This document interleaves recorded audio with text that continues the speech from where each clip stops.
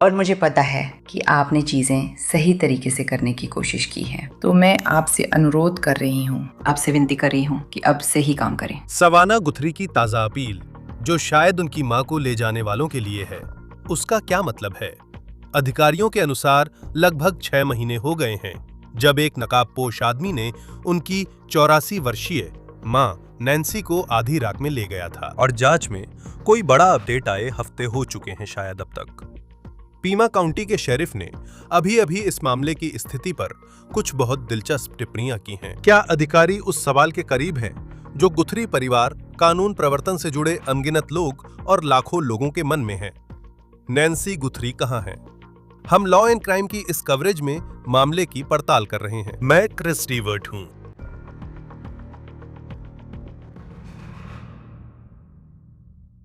ठीक है दोस्तों, आज के शो में आपका स्वागत है।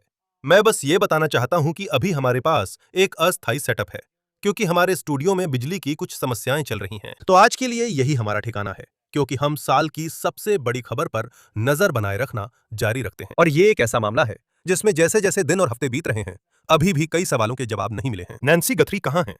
ये समझना बहुत मुश्किल है कि 84 साल की एक महिला को उसके घर से ले जाए जाने के 6 महीने बाद भी, जो ना तो कोई ग्रामीण इलाका था, ना ही कोई ऐसी जगह थी जहां पुलिस की पहुंच न हो, बल्कि एक महानगरीय क्षेत्र में थी, उसका कोई सुराग नहीं मिला है। आखिर कैसे कोई व्यक्ति रात के बीच में किसी के घर में घुस सकता है, 84 साल की एक महिला को ले जा सकता है? 6 महीने बीतने के बाद भी हमारे पास कोई जवाब नहीं है।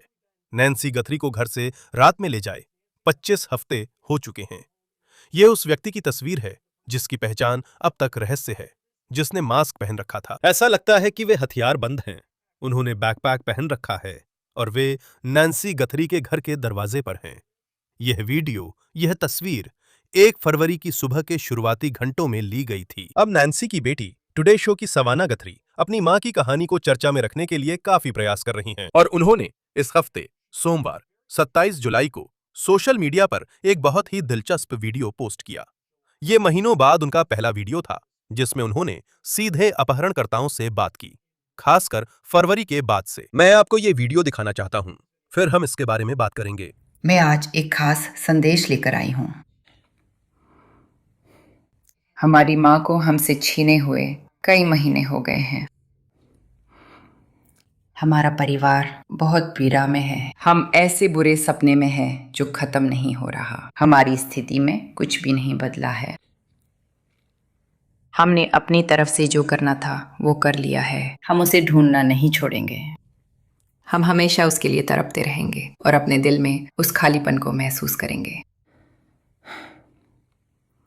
दुनिया एक क्रूर और निर्दयी जगह हो सकती है। मुझे पता है तुमने सही तरीके से काम करने की कोशिश की है, तो मैं तुमसे अनुरोध कर रही हूँ। मैं तुमसे अभी सही काम करने की भीख मांग रही हूँ। सही चुनाव करो, हमारी मदद करो उसे ढूंढने में। हमें बताओ कि हमें उसे कहाँ ढूंढना चाहिए। मुझे सचमुच लगता है कि सही काम करने में कभी भी देर नहीं होती। इस स्थिति को खत्म करने में हमारी मदद करो, हम सभी के लिए, चाहे हम कहाँ भी रहे हों और हमने कुछ भी किया हो।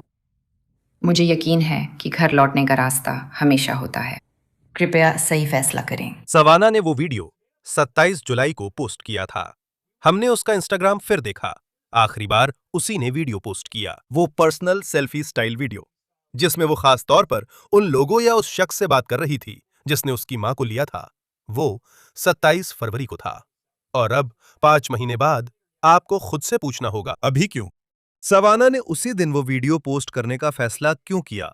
और साथ ही क्या वो सिर्फ ये वीडियो इसलिए डाल रही है ताकि उसकी मां की कहानी सुर्खियों में बनी रहे और नैन्सी गथरी की तलाश के बारे में लोगों में जागरूकता बनी रहे, जो अब भी लापता है? या फिर इसके पीछे कुछ और वजह है? क्या अब उसकी मां को ले जाने वालों के साथ बातचीत का कोई नया रास्ता खुला है? और जो आपने अभी देखा, क्या वो बिना तैयारी के था, या फिर वो कानून प्रवर्तन एजेंसियों की मदद से तैयार किया गया संदेश है? हमने सवाना के इंस्टाग्राम को फिर से देखा और मैं आपको उसके द्वारा पोस्ट किए गए कुछ और संदेश दिखाना चाहता हूं, खास तौर पर अपहरणकर्ताओं से बात करते हुए। देखिए, उसने पहली बार 4 फरवरी को उनसे बात की थी। हमारी माँ एक दयालु, निष्ठावान, वफादार, भलाई और रोशनी से भरी, बेहद प्यार करने वाली महिला। वो मजाकिया है, जिंदा दिल और होशियार भी है। उसके पोते पोतियां उसे बहुत प्यार करते हैं और उसके पास इकट्ठा होकर चूमते हैं। उसे मस्ती और रोमांच बहुत पसंद है। वो एक समर्पित दोस्त है। वह दया और ज्ञान से भरी हुई है। उससे बात करो, देखोगे। तो जब आप वो वीडियो देखेंगे, उसमें एक बहुत ही दिलचस्प हिस्सा है, उद्धरण, उससे बात करो और तुम देखोगे।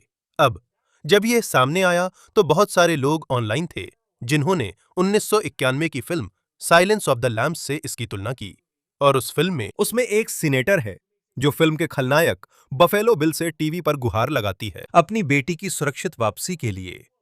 साइलेंस ऑफ द लैम्प्स में जो उद्धरण है वो है, कैथरीन बहुत सौम्य और दयालु है, उससे बात करो और तुम देखोगे। अब इस समय यह स्पष्ट नहीं है कि ये सिर्फ एक संयोग है या नहीं, लेकिन ये सोचने वाली बात है। सोमवार 27 जुलाई को सवाना गुथरी के नए वीडियो के बाद पीमा काउंटी के शेरिफ क्रिस नैनोस ने एनबीसी को कुछ बयान दिए जिनके बारे में हम थोड़ी ही देर में बात करेंगे, और उनसे हमें यह अंदाजा मिल सकता है कि लगभग 6 महीने बाद ये जांच कहां तक पहुंची है। पर उससे पहले मैं सवाना ने जो दूसरा वीडियो पोस्ट किया चलाना चाहता हूं। यह है 7 फरवरी का है। हमने आपका संदेश प्राप्त कर समझ लिया है। हम आपसे अब विनती करते हैं कि हमारी माँ को हमें लौटा दें ताकि हम उनके साथ जश्न मना सकें। यही तरीका है जिससे हमें शांति मिलेगी। ये हमारे लिए बहुत कीमती है और हम इसकी कीमत चुकाएंगे। फिर उसने 15 फरवरी को ये अपील की। और मैं कहना चाहती थी, किसी भी व्यक्ति से जिसके पास वह है या जिसे पता है कि वह कहाँ है, कभी भी देर नहीं होती। और आप ना तो खोए हुए हैं ना ही अकेले हैं। सही काम करने में कभी देर नहीं होती। और हम यहाँ हैं। हम विश्वास करते हैं और हम हर इंसान की मूलभूत अच्छाई में विश्वास करते हैं और कभी भी देर नहीं होती। तो हमने पीमा काउंटी के शेरिफ क्रिस नैनोस से इस मामले पर अपडेट के लिए संपर्क किया। उन्होंने इस मामले पर एनबीसी न्यूज से कुछ दिलचस्प बातें कहीं जो आज मंगलवार 28 जुलाई को प्रसारित हुई एक स्टोरी में आई। शेरिफ ने कहा, उद्धरण, हमारे पास छांटने के लिए बहुत सारा डीएनए है। हमारे पास देखने के लिए वीडियो सबूतों के रूप में भी बहुत कुछ है। उन्होंने ये भी कहा, उद्धरण, मुझे अब भी पूरा विश्वास है कि हम इस मामले को सुलझा लेंगे। हाल के हफ्तों में कुछ नई रिपोर्टिंग सामने आई है जिसमें कथित फिरौती नोट्स के बारे में बताया गया है जो नैन्सी के ले जाए जाने के बाद गथरी परिवार और एरिजोना के कुछ मीडिया आउटलेट्स को भेजे गए थे। अब आपको याद होगा कि ऐसे 2 नोट्स थे जिनकी प्रामाणिकता की जांच एफबीआई अभी भी कर रही है। एक क्राइम रिपोर्टर हैं जिनका नाम ब्रियाना विटनी है, जो उस समय एरिजोना में टीवी रिपोर्टर के तौर पर काम करती थीं जब नैन्सी गथरी लापता हुई थीं। उन्होंने हाल ही में क्राइम जंग की पॉडकास्ट पर पहले फिरौती नोट के कुछ हिस्से साझा किए, तो मैं आपको पढ़कर सुनाना चाहता हूं कि उनके अनुसार उस फिरौती नोट में क्या कहा गया था। उनका कहना है, उद्धरण, हेलो सवाना, तुम्हारी माँ नैन्सी हमारे पास है। वह सुरक्षित है लेकिन डरी हुई है। उन्हें फिरौती के लिए रखा जाएगा और भुगतान मिलने के बाद उन्हें सुरक्षित रिहा किया जाएगा। हम उन्हें अधिकतम 7 दिनों तक अपने पास रखेंगे। अब वो कहती हैं कि उस कथित फिरौती नोट के लेखक ने फिर अमेरिकी डॉलर में लाखों डॉलर की मांग की, जो कि दिलचस्प है क्योंकि जैसा कि वो बताती हैं, अगर आप वो एपिसोड देखें तो जो लोग यूएसडी कहते हैं वे आमतौर पर वे लोग होते हैं जो संयुक्त राज्य अमेरिका में नहीं हैं। अगर आप अमेरिका में हैं तो आप बस डॉलर कहते हैं, है ना? अब उन्होंने पत्र में सिर्फ सवाना का ही जिक्र किया, ना कि उसकी बहन या भाई का। अब ये ध्यान देना महत्वपूर्ण है कि मेक्सिको सीमा नैन्सी गथरी ट्यूसन में रहती थीं, जो मेक्सिको सीमा से सिर्फ 1 घंटा दूर है। नोट में आगे लिखा है, भुगतान जैसे ही नीचे दिए गए बिटकॉइन पते पर मिलेगा, उसे 12 घंटे में ट्यूसॉन के सुरक्षित स्थान पर छोड़ दिया जाएगा। अगर सोमवार 9 तारीख को शाम 5 बजे तक भुगतान नहीं मिला, उसे मार दिया जाएगा। आपकी मां को पता है और उनकी जिंदगी अब आपके हाथ में है। सबके हित में बेहतर है कि ये काम जल्दी हो जाए। अब आप मुझसे संपर्क नहीं कर सकेंगे, कोई बातचीत नहीं होगी, कोई चालबाजी मत करना। कानून प्रवर्तन आपकी मदद नहीं कर पाएगा। अब विटनी कहती हैं, उस कथित पत्र के अंत में लेखक ने बताया कि नैन्सी के बिस्तर के पास फर्श पर सफेद स्मार्ट वॉच थी और उसके पिछवाड़े में टूटी हुई फ्लड लाइट का भी जिक्र था। विटनी कहती हैं कि नोट के नीचे बिटकॉइन वॉलेट भी दिया गया था जिसमें पैसे जमा किए जा सकते थे। एफबीआई ने अभी नहीं कहा कि नोट असली है या नहीं। एनबीसी न्यूज ने बताया कि मीडिया को दूसरा कथित फिरौती नोट भेजा गया, जिसमें कहा गया कि नैन्सी गथरी की मौत हो गई। उस नोट में ना तो पैसे की मांग की गई थी और ना ही कोई माफी मांगी गई थी, लेकिन एनबीसी ने कहा कि उसमें नैन्सी की मौत पर अफसोस जताया गया था। अब सवाल उठ रहे हैं कि इन फिरौती नोट्स की कोई वैधता है या नहीं, क्या वे असली हैं? टीएमजेड को भी कई अन्य नोट भेजे गए हैं और ये स्पष्ट नहीं है कि उनमें कोई वैधता है या नहीं। 1 जुलाई। हालांकि रॉयटर्स ने एक रिपोर्ट प्रकाशित की जिसमें कहा गया कि एफबीआई सूत्रों ने उन्हें बताया कि उन्हें नहीं लगता कि ये पत्र असली है। वहीं एनबीसी ने अपनी रिपोर्टिंग में कहा है कि उनके पास ऐसे सूत्र हैं जो दावा करते हैं कि यह संभव है कि वे पत्र असली हों। फिर से एफबीआई ने सार्वजनिक रूप से यह नहीं बताया है कि वे इस पर क्या सोचते हैं। कोई भी व्यक्ति जिसे नैन्सी गथरी के साथ क्या हुआ हो सकता है, उसके बारे में कुछ भी पता हो, मैं इसे स्क्रीन पर दिखा रहा हूं। कृपया 1-800 कॉल एफबीआई या पीमा काउंटी शेरिफ कार्यालय के यहां दिखाए गए नंबरों पर कॉल करें। हमारे साथ नैन्सी गथरी की तलाश में ताजा घटनाक्रम पर चर्चा के लिए शिकागो पुलिस विभाग के सेवानिवृत्त डिटेक्टिव कमांडर विल सेविलर जुड़े हैं। इन मामलों पर आपसे बात करना हमेशा अच्छा लगता है। आप सवाना गथरी के ताजा सोशल मीडिया संदेश पर क्या सोचते हैं? उस संदेश में कई दिलचस्प बातें थीं, क्रिस। उस संदेश की सबसे पहली पंक्तियों में से एक ने मेरा ध्यान तुरंत खींचा, जिसमें लिखा था, हमने अपना काम कर दिया है। इसका आखिर मतलब क्या हो सकता है? मेरे लिए इसका मतलब हो सकता है कि कोई लेन-देन हुआ है। अगवा व्यक्ति के परिवार की और क्या भूमिका हो सकती है? उनकी क्या भूमिका है? पैसे देने के अलावा वे और क्या भूमिका निभाते हैं? आप इसके समय के बारे में क्या सोचते हैं? उसने पोस्ट नहीं की, कुछ इंटरव्यू किए, एक टोटा के साथ भी, और कुछ जगहों पर घटना का जिक्र किया। हमने देखा कुछ मौके ऐसे थे, आप जानते हैं, उसने फरवरी में जब सब शुरू हुआ, इंस्टाग्राम पर निजी संदेश डाले थे और उसने महीनों से ऐसा कुछ नहीं किया है। आप इस बात के बारे में क्या सोचते हैं कि आखिरी बार जब उसने ऐसा कुछ पोस्ट किया था, उसके 5 महीने बाद वह फिर से ऐसा कर रही है? क्या इससे आपको लगता है कि कोई ऐसा विकास हुआ है? या फिर शायद उसे एफबीआई द्वारा गाइड किया जा रहा है, बजाय इसके कि वो सिर्फ इस कहानी को खबरों में बनाए रखने के लिए ऐसा वीडियो पोस्ट कर रही है जिस पर लोग चर्चा करें? मुझे लगता है यहाँ कई चीजें एक साथ हो रही हैं। एक वॉच कमांडर के तौर पर और शिकागो के एरिया 2 होमिसाइड में आधी रात की ड्यूटी करते हुए मैं ये जानता था। आपको घटनाओं की सालगिरह पर फोन कॉल्स आते थे, जन्मदिन। आप जानते हैं, जब हत्याओं की सालगिरह या उन घटनाओं के मील के पत्थर आते हैं, आप कुछ खास मील के पत्थर देखेंगे, उनमें 6 महीने प्रमुख है। सवाना और नैन्सी का मामला अब लगभग 6 महीने का होने वाला है। हाँ, कुछ ही दिनों में 6 महीने हो जाएंगे। तो हो सकता है कि ये एक मील का पत्थर हो सकता है कि ये 6 महीने वाला पड़ाव हो। चलो ये सुनिश्चित करते हैं कि हर कोई अभी इसके बारे में बात कर रहा है, भले ही हर कोई कर ही रहा है। लेकिन उस नोट में कुछ शब्द ऐसे हैं जो ये संकेत देते हैं कि शायद उसे एफबीआई के व्यवहार विश्लेषण विभाग से कुछ मार्गदर्शन मिल रहा है। हाँ, वही शब्द वहाँ है। कुछ ऐसे शब्द हैं उन लाइनों में से। मैं बस यहाँ वही शब्द देख रहा था जो उसने हूबहू कहे थे, और मुझे पता है कि आपने चीजें सही तरीके से करने की कोशिश की हैं। तो मैं आपसे पूछ रहा हूँ, आपसे विनती कर रहा हूँ कि अब सही काम करें, सही फैसला लें, हमारी मदद करें उसे ढूंढने में। बस यही सोच है कि आपने चीजें सही तरीके से करने की कोशिश की। आप इस लाइन के बारे में क्या सोचते हैं? देखिए, तो अगर ये वाकई फिरौती के लिए अपहरण था, तो आपको उसे लाना ही था। आपको जिस व्यक्ति का अपहरण किया है, उसे कहीं न कहीं लाना ही था।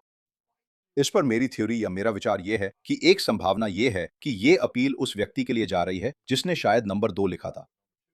Note number 2। क्या वो तब तक देखभाल करता रहेगा जब तक फिरौती न मिले?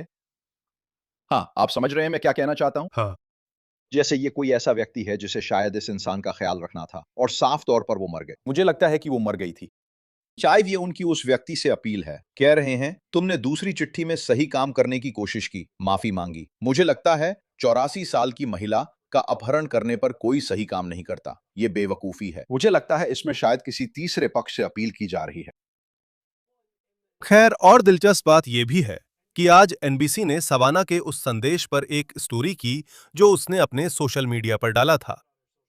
फिर आपके पास पीमा काउंटी के शेरिफ क्रिस नैनोस का बयान है, जिनकी इस मामले में आलोचना हुई क्योंकि वही उस काउंटी के प्रमुख हैं जहां ये सब हुआ था।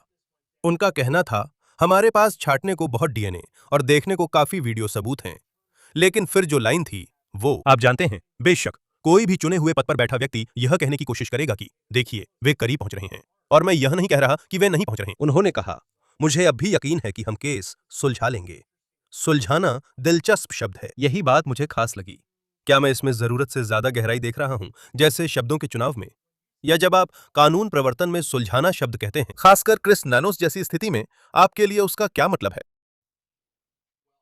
मैंने वो शब्द नहीं कहा, मैं क्लियर शब्द ही इस्तेमाल करता हूं। हम केस क्लियर करेंगे, चाहे गिरफ्तारी हो या कुछ और।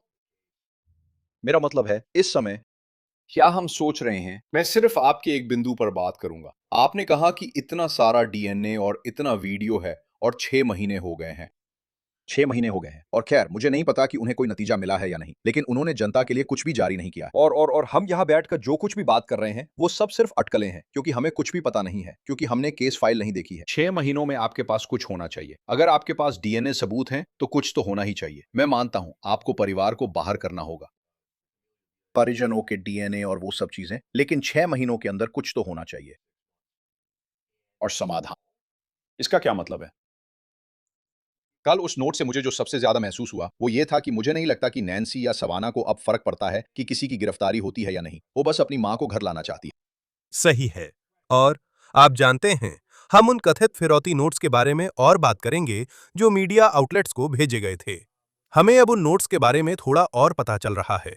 हाल ही में जो रिपोर्टिंग हुई है उससे कोचिंग की बात करें तो लोग कहते हैं कि सवाना को इन नोट्स में कोच किया जा रहा है, चाहे वो एफबीआई हो या वैसी ही स्थिति जैसी आपने शिकागो के किसी बड़े पुलिस डिपार्टमेंट में देखी हो। तो अगर उसे एफबीआई से सलाह मिल रही है कि चिट्ठियों में क्या लिखना है, तो कोचिंग असल में कैसी दिखती है जो वो सोशल मीडिया पर डाल रही है? आपके पास हर तरह के विश्लेषक हैं जो दोनों चिट्ठियों की सामग्री पर काम कर रहे हैं। वो चिट्ठियां जिन्हें उन्होंने कहा कि शायद असली हैं, या वो जिन्हें परिवार मानता है कि असली थीं, जैसे चिट्ठी नंबर 1 और 2। हमारे पास ऐसे लोग भी हैं जो कह रहे हैं कि इनमें से कोई भी चिट्ठी असली नहीं है। यह न अपहरणकर्ताओं की ओर से है, न किसी और की। लेकिन आप इन्हें यूं ही नजरअंदाज नहीं कर सकते। आपको हर सुराग को देखना होगा और निश्चित रूप से उन चिट्ठियों को भी देखना होगा। आपको व्यवहार विश्लेषण मिल रहा है। लोग चिट्ठियों के लिखने के तरीके को देख रहे हैं और उसी के मुताबिक जवाब देने की कोशिश कर रहे हैं। मिन्नत करने के लिए,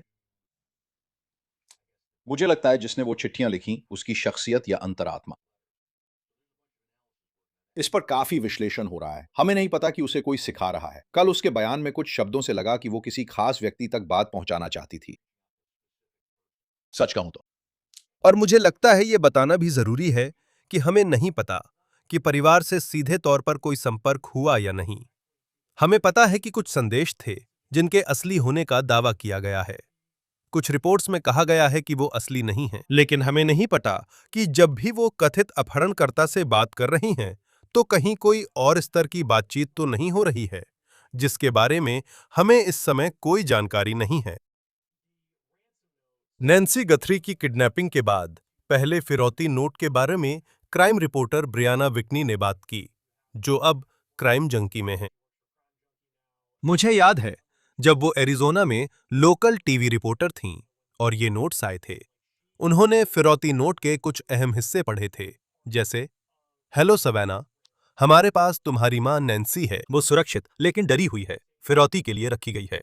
भुगतान मिलते ही उसे बिना किसी नुकसान के रिहा कर दिया जाएगा। हम उसे अधिकतम 7 दिनों तक अपने पास रखेंगे।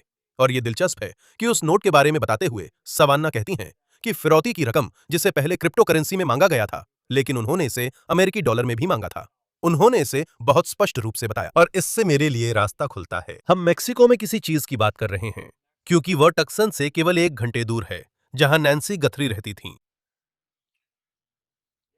हाँ, मेरा मतलब है, तो देखिए, मेरी पूरी फिरौती वाली बात से यही समस्या है।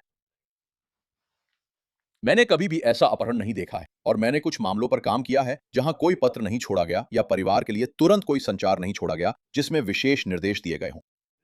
ये कई घंटे बाद या कई दिन बाद या 1 दिन बाद हुआ जब वो पत्र आया, है ना? सही।